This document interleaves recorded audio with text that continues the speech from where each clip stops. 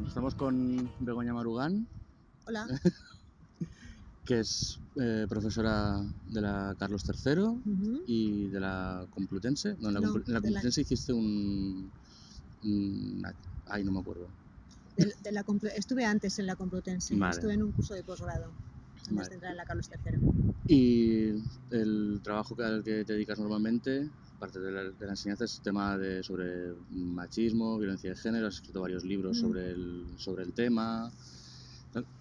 Bueno, pues queríamos que nos explicases un poco como una definición de lo que es el machismo, porque hay, bueno, opiniones así que el machismo es lo contrario del feminismo y el feminismo no es, bueno, muchas... Explícanos un poco la diferencia entre machismo y feminismo y lo que algunos llaman igualitarismo. A ver, es bastante habitual lo que comentas, ¿no? Cuando le dices a la gente, yo soy feminista, normalmente te dicen, yo no soy ni machista ni feminista, ¿no?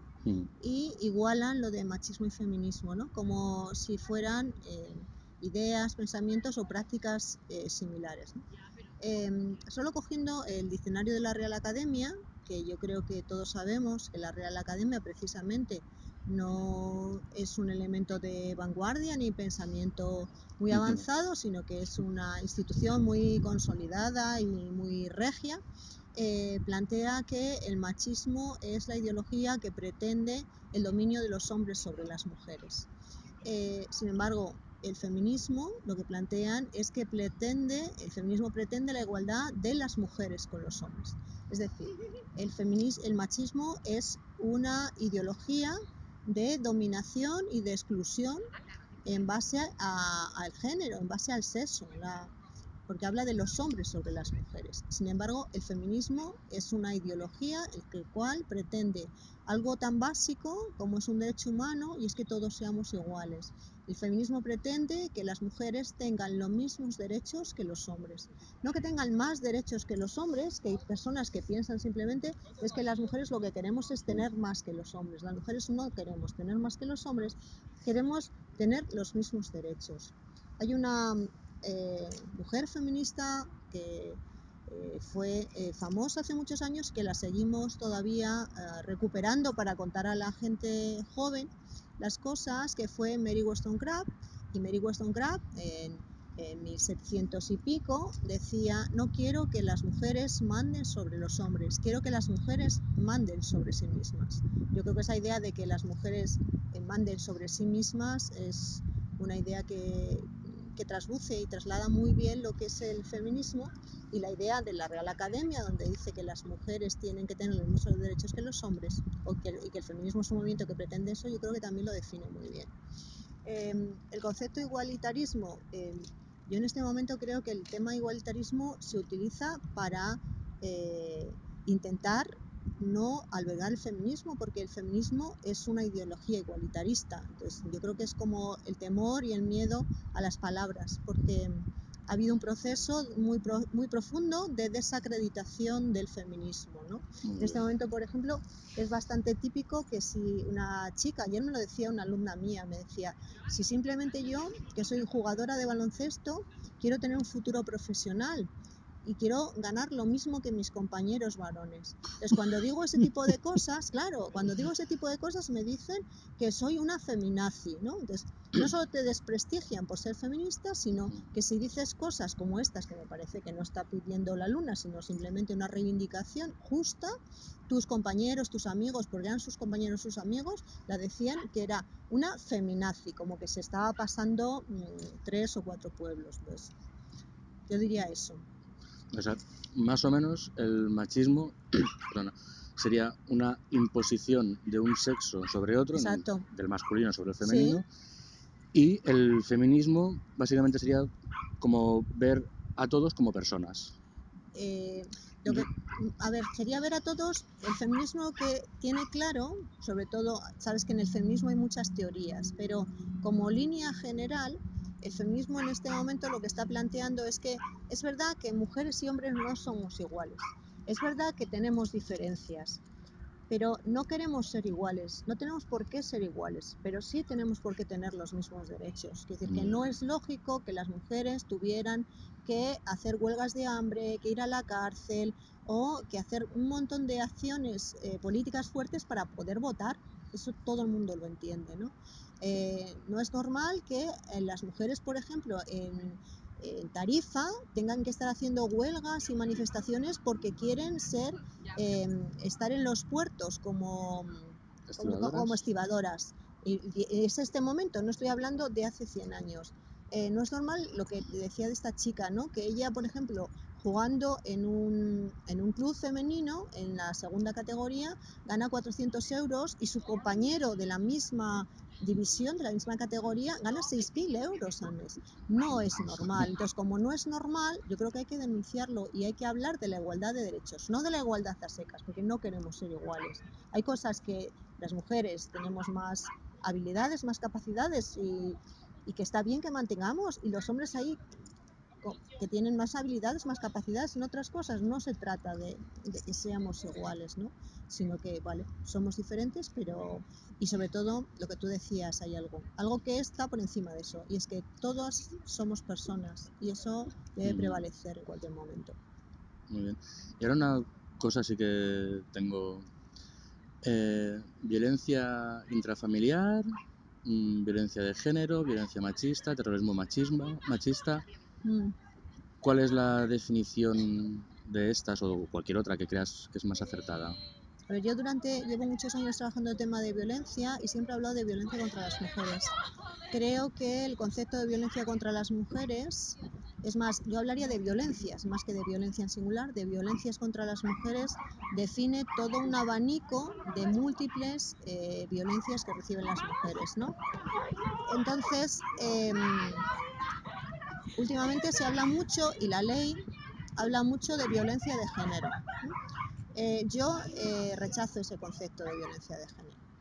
Y rechazo el concepto de violencia de género porque hemos hecho algo que es muy perverso, y es hablar del concepto de violencia contra las mujeres que utiliza Naciones Unidas y que define Naciones Unidas en 1983, y dice violencia de género es la violencia intrafamiliar de la que me hablabas, la violencia en los espacios públicos, el acoso laboral en el trabajo, es la trata, es la explotación sexual forzosa, son los matrimonios forzados, una serie de violencias que al hablar de violencia de género solo reducida al ámbito de la pareja, como hace la ley española, en la ley estatal, pues parece que solo existe esa violencia, cuando, por ejemplo, estamos viendo que la violencia sexual aumenta cada día, y lo estamos viendo en los medios de comunicación, ¿no? Los Sanfermines este año fueron un ejemplo, ¿no? Sí. Entonces, la trata de personas es violencia contra las mujeres también, que se hace con fines de explotación sexual. El acoso laboral en el trabajo, hay muy pocos estudios, pero cada vez hay más. Otra cosa es que no haya estudios o que no se quiera ver. Entonces, por eso yo hablo de violencias contra las mujeres, porque además me parece un concepto mucho más claro. Incluso, por ejemplo, a lo mejor no es el mismo caso, pero lo que comentabas de tu alumna, la diferencia salarial también puede ser, no es una violencia física o Ya. tal, pero es una forma también Sí, de... pero yo diferenciaría, porque nos pasamos a veces de largos y a veces de cortos, Por ¿no? eso. Entonces, este acortamiento de hablar solo de violencia de género ceñida al ámbito de alguien que ha tenido una relación afectiva es una reducción, pero hablar de violencia en todos los sentidos me parece una exageración, y me parece además que es negativo, y te voy a decir por qué. A mí me parece que hablar de violencia económica cuando hay mujeres que están siendo maltratadas físicamente, o hablar de violencia delante de ellas, yo personalmente no me atrevería, porque me parece que, desgraciadamente, en este país, no solo me parece, sino que tenemos datos donde hay mujeres que están siendo maltratadas física y psicológicamente. Las heridas psicológicas no se ven, pero estaría bien revisar los datos que hay de suicidios y enterarnos de qué causas están detrás de esos suicidios, ¿no? Entonces, yo creo que la violencia económica a la que tú te refieres no es violencia económica, es discriminación. Se llama brecha de género, y lo que hay es un problema laboral, que sigue habiendo discriminación en todos los ámbitos laborales, ¿no? Es que claro, al hablar tú de violencias y luego que según donde leas, donde Mm, escuches, qué programas mires, mm, a lo mejor te cuentan eso, violencia económica o mm. tal, entonces era un poco así para...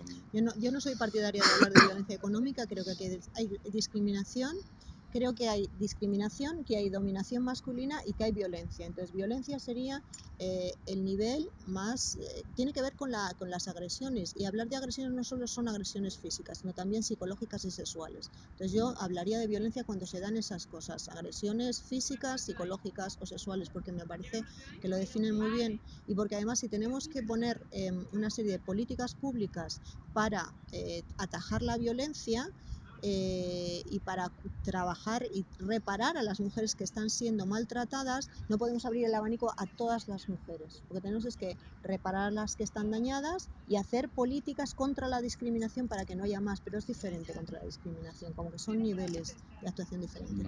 Vale. Ahora que dices lo de las políticas y tal, el tema de que una mujer maltratada se la coja, tal ¿Mm? cual, y se la lleve a una casa de acogida. Uh -huh. Y por lo general, el maltratador, si no es que está en la ¿Mm? cárcel o tal, se queda viviendo pues en el barrio, ¿Mm? en donde... ¿Cómo lo ves? Porque yo escucho muchas opiniones de sí, bueno, alejamos a la mujer del peligro ¿Mm? para que luego ni el maltratador ni su círculo ¿Mm? puedan tomar represalias ¿Mm? o tal. Entonces la pones a salvo y luego escucho versiones contrarias de no, no, al que hay que echar es al ¿Mm? maltratador. O sea, claro, y hay veces que según quien me lo explique, Ya, entiendo las dos versiones. vale. Entonces, quiero... Lo que ha sucedido aquí ha sido un proceso de concienciación social, ¿no? Al principio, el concepto de violencia o de maltrato, ni siquiera maltrato existía. Entonces, hubo que demostrar que había mujeres que estaban siendo maltratadas y entonces ya se empezó a hablar de malos tratos en España y poco a poco hemos ido hablando no solo de malos tratos, sino de violencia, como que ya lo vamos valorando en su justa medida y vemos que es un problema muy grave que se empezó a hacer cuando la sociedad, y sobre todo la sociedad más concienciada, que fueron los movimientos feministas, los movimientos de los gabinetes de abogadas, empezaron a demostrar al mundo que existía violencia contra las mujeres. Pues empezaron a hacer lo que hacían las inglesas, que fueron las primeras que empezaron a trabajar. Y en los años 80 lo que hicieron fue solicitar casas de acogida, casos de acogida para proteger a las mujeres que están siendo maltratadas y prevenir que no las mataran dentro de sus casas. Con el paso de los años, ¿qué ha sucedido? Pues mira, antes de la ley hubo una reforma que fue importantísima y de la que muy pocas veces se habla, que es la que introdujo las órdenes de alejamiento.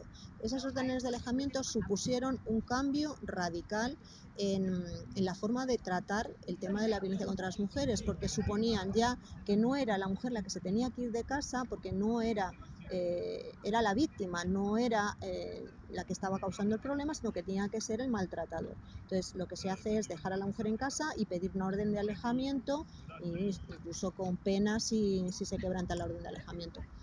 En este momento estamos en esa situación, son muy pocas las mujeres que salen de su casa, teóricamente, hay muchos maltratadores. Hay en este momento es la tercera causa por las cuales los hombres están en la cárcel. O sea, en España hay más de 5.000 hombres en la cárcel por este tipo de delitos.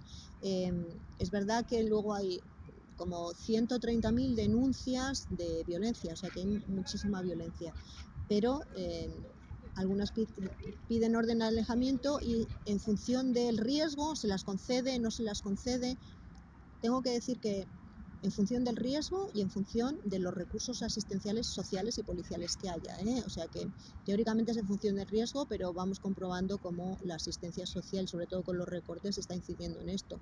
Y si no hay más mujeres calificadas como situación de riesgo es porque no hay policía para cubrir esa situación de riesgo. Entonces eso es lo que está pasando en este momento, que digamos implementar una serie de políticas públicas que estaban bien porque empezaban a trabajar el problema, pero que con los recortes se han recortado muchísimo los servicios de atención y de cuidado a todas las situaciones sociales y esta, por supuesto, también. De hecho, cuando salió la ley contra la violencia de Mm. género, tal, en el resto de Europa la tenían Como como referente. referencia. No Sí, sí, era, sí, sí, sí. Sí, no, ha sido porque la ley fue muy importante porque fue capaz de conectar las distintas, llaman integral porque conectaba distintas áreas, ¿no? Es una ley que habla de educación, habla de publicidad, habla de tratamiento en los medios de comunicación, habla de legislación, habla de muchas cosas. Entonces, eso es lo que tiene de interesante. Crea un montón de observatorios para la violencia, juzgados para la violencia, creó una serie de dispositivos asistenciales para tratarlo. Pero el problema fundamental de la violencia es que a las mujeres las hay que reparar, a las que ya están dañadas, pero tenemos que prevenir. Si no curamos la causa de la violencia, vamos a estar reparando constantemente a mujeres. Entonces tenemos que impedir que siga produciéndose. Y el problema fundamental es que, desgraciadamente, nos centramos solo en... es como si tuviéramos una enfermedad. Esta sociedad tiene una enfermedad que provoca fiebre. Entonces, atajamos la fiebre, pero no curamos la infección y no estamos curando la infección. Y cómo con educación, o sea, me imagino que con educación, ¿qué tipo de prevención o no sé cómo Pues mira, con todo medios? con medios todo. Quiero decir que cuando hablamos de educación, para mí la educación no es todo y no es nada, porque a veces decimos la educación es la solución y es como no decir nada. A mí me parece que la familia es un elemento fundamental de educación, de educar a las niñas en que tienen los mismos derechos que a los niños y a los niños que las niñas tienen los mismos derechos que ellos y viceversa.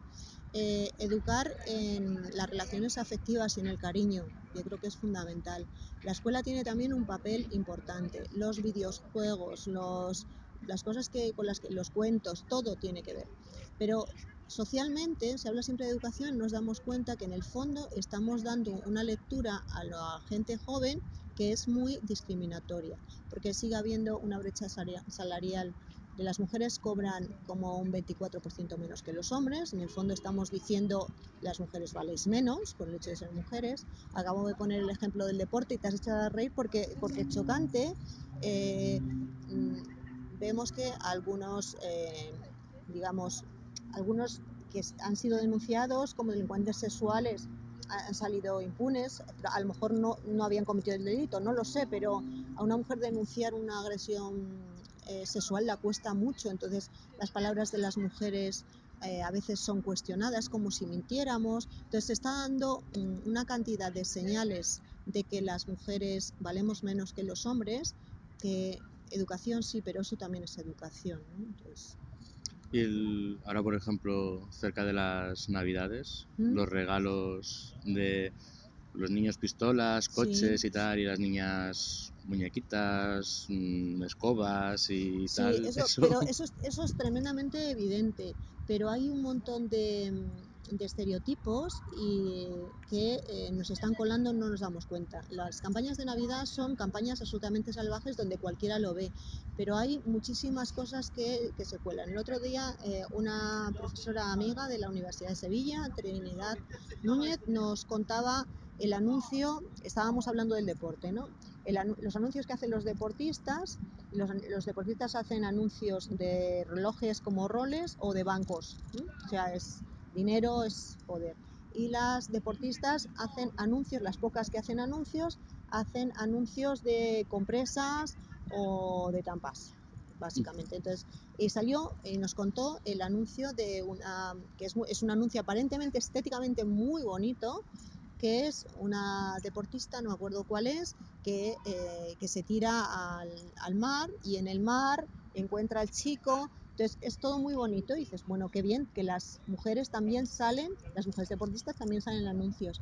Y nos dimos cuenta que en el fondo no era la mujer la que salía ahí, sino que era la mujer redimida por el amor y además era como la sirenita, era nuevamente el cuento de la sirenita y de eso no es tan fácil percibirlo si no lo trabajas. Entonces es tremendamente sutil, ¿no? Muy subliminal, muy Sí, gota a gota. efectivamente. Y hace un momento hablabas de que a las mujeres les cuesta denunciar y luego, bueno, hay políticos que, entre otras cosas, tuitean Sí, el, el porcentaje de denuncias falsas, que existen no sé cuántas mil denuncias falsas, y luego yo escucho también por otros sitios que el porcentaje de denuncias falsas sobre maltratos Mínimo. es a lo mejor el 0, no lo sé exacto, pero el El 0,0. 0,03. Vale, te iba a decir. Exactamente. Entonces, ¿por qué esa visión que tienen o por qué algunos dicen que hay muchas denuncias falsas cuando en realidad es un Pues, 0,03? pues Que todo es... esto tiene que ver con lo mismo que te empezaba diciendo al principio. Yo creo que hay un poder y una dominación. Todo el mundo tiene claro, no todo el mundo, pero por lo menos digamos que en el espectro de lo que podríamos llamar lo que se ha considerado clásicamente la izquierda, todo el mundo entiende que el capitalismo, qué es el capitalismo y cómo nos afecta el capitalismo. Pero igual que el capitalismo existe, existe el patriarcado, ¿no? Que es una dominación masculina que es muy anterior al capitalismo y que es muy difícil de ver porque es en lo que hemos vivido siempre, han vivido nuestras madres, han vivido nuestras abuelas, entonces no tenemos referentes de otro modelo. Entonces el capitalismo y el patriarcado se alían para crear sujetos dóciles. Entonces hay que crear estrategias para mantener en su sitio a los sujetos que se sublevan. Perdón. Entonces, por ejemplo, hablar del feminismo como igual que el machismo o ridiculizar el feminismo o hablar de feminazis es una estrategia. Desprestigiar a las mujeres y decir que las mujeres mienten es otra estrategia. Hablar de que las mujeres hacen denuncias falsas es una estrategia frente a las personas asesinadas. Es que es una brutalidad el número de personas asesinadas y eso ahí están las muertas, ¿no? Si es que no tenemos que decir mucho más. Sin embargo, yo creo que es una estrategia para continuar el orden existente. Es peor.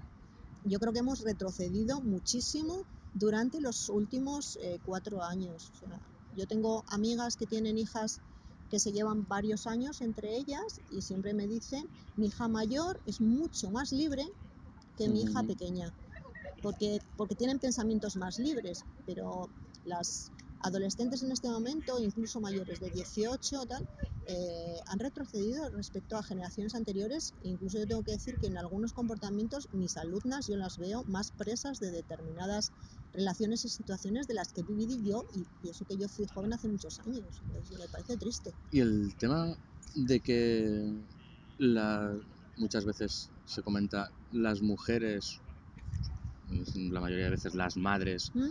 son las que prolongan la situación de machismo, la cultura del machismo, ¿Mm? por el tema, pues a lo mejor de los Sí. regalos, de si tienes un hijo ya te hago yo la cama, si tienes una hija haz la cama antes de irte de casa, o eso, ¿hasta qué punto es verdad? Eso es cierto porque ten en cuenta que en realidad las madres son las que educan básicamente. Entonces, como las madres son las que educan, son las madres las que transmiten la cultura en la que han vivido. La cultura dominante que tenemos es esa. Te decía que no tenemos otros modelos. Y el problema fundamental es que ser feminista tiene un coste muy caro. ¿Por qué tiene un coste muy caro? Porque no estás hablando de algo que está fuera de ti y que puedes luchar. Tú puedes luchar contra la OTAN, no puedes luchar contra el TTIP porque están ahí, o puedes luchar incluso contra el empresario porque está fuera de ti.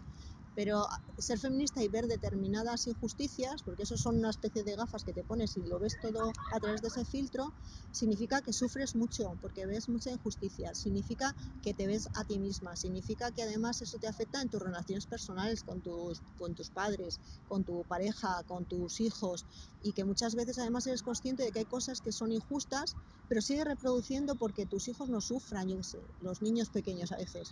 Te dicen, píntame las uñas, un chico varón, ¿no? Dices, si le pinto las uñas, si llega así al cole, o sea, le van a machacar vivo, o sea, entonces, Mm, ¿por qué, ¿por qué reproducen las madres? Porque son las que educan básicamente, y entonces o cambiamos la cultura va a ser muy difícil y porque tiene un coste personal muy alto. vale. Y ahí, hablando así un poco del colegio, eh, hablando de niños más pequeños, porque los que ya están acabando la ESO o Mm, tal, bueno, se mm, les puede explicar las cosas, pero desde, no sé, infantil o desde que empiezan con 3 años, mm. ¿qué cosas se les podrían, o sea, cómo se les Los podría... niños son mucho más libres que nosotros. Sí, no, Ayer, yo los veo muchas ayer, veces que no en ayer los parques salía cuando voy. en un programa de radio, hablaban del tema del lenguaje, ¿no? Y estaban hablando de que en el Congreso cada vez hay más mujeres, esta legislatura es la legislatura que más mujeres hay y sin embargo cuando se oigan los discursos parlamentarios van a ser todas voces masculinas y además hablarán en masculino porque son hombres los portavoces, ¿no? Y entonces salió una profesora de Granada que había aprendido a través de su hija pequeña, porque le habían puesto un problema de matemáticas y le habían dicho ¿cuántos niños hay en esta imagen? Y había una imagen de niños y niñas.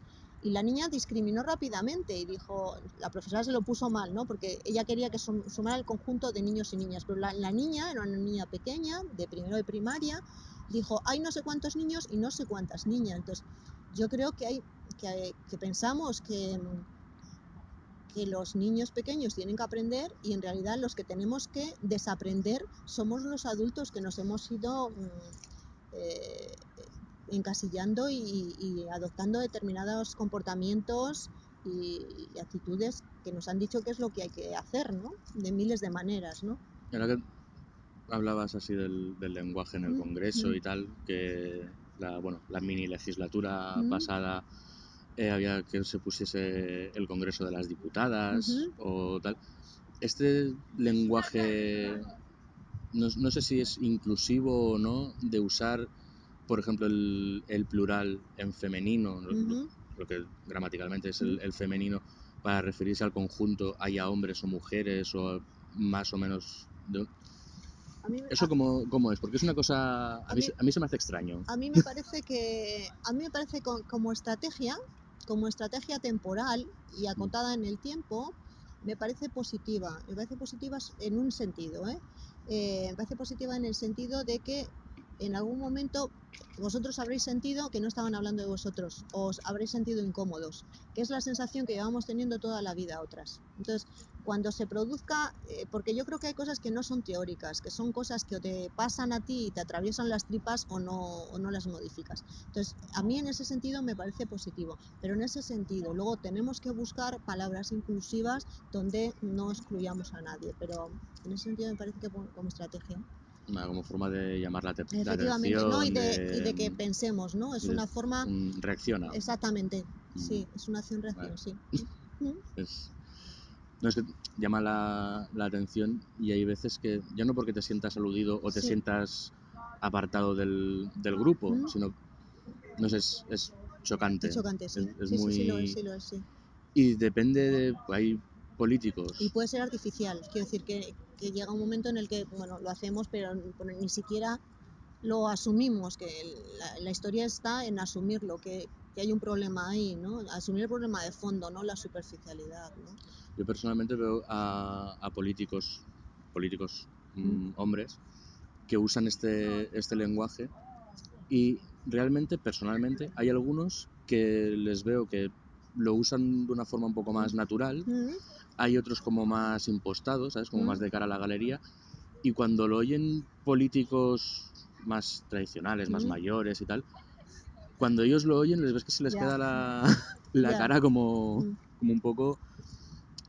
Sobre esto de los que lo usan de forma más natural y los que lo usan de forma impostada o de postureo, ¿cómo lo ves? Pues yo creo que como un poco como todo, yo creo que cada cual da razón de su vida con las prácticas habituales. El problema fundamental es que en esto de la igualdad se ha hecho una especie de política de las buenas prácticas, pero política de las apariencias. A mí me parece que el tema de la igualdad ha calado poco y ha calado poco porque se ha institucionalizado mucho y se ha vaciado de contenido a qué llamamos igualdad y qué es una igualdad de derechos. Entonces, si hablamos de igualdad, queremos una sociedad de cuidados, pero en realidad son palabras que caen en el vacío, entonces está demasiado extendido. No sé qué es, Campofrío, me parece que ha hecho un anuncio muy bonito, cogiendo las cosas del movimiento feminista de la falta de tiempo de las mujeres.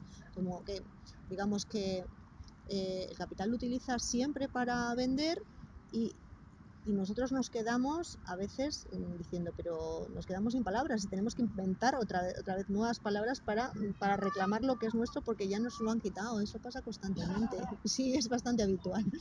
Nos pasa en todos los movimientos. Vale. Y bueno, yo creo que es no sé, la conversación ha sido... Me ha gustado Vale, mucho, bien. como muchas veces cuando he hablado contigo. No sé si quieres No, nada, lo decir tú que... alguna cosa que digas, no me quiero ir sin dejar de decir esto, tal. Sí, no, a mí me parece que fíjate, lo más importante y por lo que yo creo que tenemos que seguir trabajando y que está muy poco trabajado es el tema de los afectos. Creo que, y lo digo constantemente siempre que tengo ocasión, ¿no? Hablábamos de la violencia antes. A mí me parece que no nos enseñan en la escuela la asignatura fundamental, que es la del cariño, ¿no? Entonces nos enseñan matemáticas, nos enseñan lengua, nos enseñan a leer y a escribir, que es fundamental, pero no nos enseñan a querernos ni a relacionarnos, ¿no? Lo tenemos que aprender espontáneamente, ¿no? Y cuando hablo de querernos hablo en general, ¿no? Y a ser capaces de negociar las cosas sin agresión, sin fuerza, sin violencia, sin dominación y hablando. Yo creo que esa asignatura todavía la tenemos pendiente. Y una cosa que ahora me ha venido a la cabeza, el rol típico que hemos hablado antes un poco de el padre y la madre, ¿cómo crees que es actualmente? O sea, hay muchos padres que están más implicados en el cuidado de los niños y tal, pero ¿cómo lo percibes? A ver, ahí en este momento después de tanta pelea feminista, afortunadamente hemos conseguido que una serie de hombres se impliquen fundamentalmente, no, si no en todas las tareas domésticas, sí en las tareas de cuidados, y sí en las tareas de cuidados cuando son los niños pequeños, porque es diferente el cuidado cuando estamos hablando de personas mayores, ¿eh? Pero los niños pequeños se empieza a ver mayor corresponsabilidad, que es lo que creo que es importante. Y además es un beneficio para todos, porque yo entiendo que para un padre estar con sus hijos, con sus hijas, es un beneficio importante, y para los niños y las niñas también. Y luego hay una cuestión fundamental en este momento en los hombres. Cuando estabas hablando me ha venido a la cabeza. Bueno, hay algunos hombres que se han implicado, pero no son todos los hombres, hay algunos teniendo datos donde vemos que siguen siendo las mujeres, tal, pero yo creo que hay que hablar de que también algunos hombres empiezan a hacerlo, o sea, dar un valor a eso. Pero luego hay una cuestión con el tema de los hombres, te decía que es interesante y no hemos comentado. En este momento los hombres estáis muy perdidos. Entonces, es un momento también difícil porque es un momento de crisis y esta crisis también afecta a esas situaciones.